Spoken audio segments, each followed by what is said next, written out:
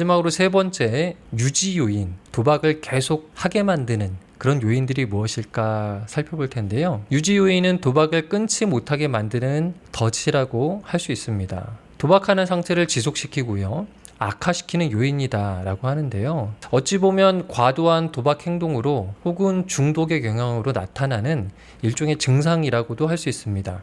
그런데 그것이 또 도박을 계속하게 만드는 원인으로 작동하기도 합니다. 생물학적으로는요, 도박 중독에 빠진 뇌의 상태가 유지 요인이 될 수가 있는데요. 뇌의 보상 시스템, 도파민의 분비와 반응 시스템에 이상이 생겼기 때문에 도박 행동을 지속할 수밖에 없는 상태라고 볼 수가 있습니다. 도박 중독에 빠지신 분들에게 공통적으로 발견되는 독특한 인지적 왜곡이 있어요. 비합리적 신념이라고도 볼 수 있는데요. 이건 역시 중독으로 인한 뇌 상태의 변화, 이에 따른 영향이라고 할 수도 있죠. 통계적으로 자신의 도박에 대한 데이터가 명백한데도 불구하고 도박에 대해서 뭔가 계속 긍정적인 결과를 기대합니다. 확률적으로 훨씬 위험하고 이전에 내 모든 것들을 보았을 때도 결과는 뻔한데, 그럼에도 불구하고 잃은 돈을 도박을 통해 만회하고자 하는 그런 심리, 그런 것들도 이러한 인지 왜곡의 하나라고 볼 수가 있습니다. 해결되지 않은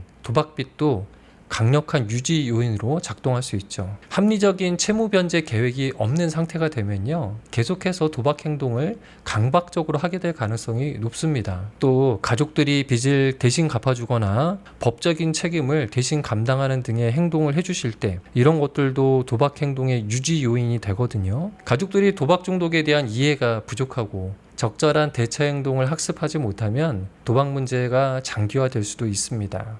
스트레스나 부정적인 감정을 다룰 수 있는 능력이나 기술이 없는 것, 이것도 문제가 됩니다. 이를 해소할 건강한 방법을 갖추지 못하면요, 결국엔 도박을 스트레스 해소 수단으로 삼기도 하거든요. 또 좋지 않은 생활 태도나 생활 습관의 영향도 매우 큽니다. 계속 거짓말을 하는 습관, 또 문제를 직면해서 해결하기보다는 미루거나 숨기는 태도, 이런 것들 역시 도박 행동을 지속하게 만드는 유지 요인이 됩니다. 또 비윤리적인 태도나 건전하지 못한 가치관이 있잖아요. 이런 것들의 영향도 크다고 볼 수 있어요. 그저 자신의 결심만 믿고 도박 자극을 차단하지 않는 환경, 그걸 그대로 내버려 둔다. 또 돈을 직접 관리하는 그런 상태, 이런 것들 역시 다 도박 중독을 유지시키는 요인, 도박을 계속하게 만드는 중요한 요소라고 할 수 있습니다. 유지 요인은 도박으로 인해 발생한 증상이나 결과 혹은 확인된 위험 요인들을 방치할 때, 혹은 이거를 적극적으로 개선하지 않을 때 영향이 매우 크다고 할 수 있습니다.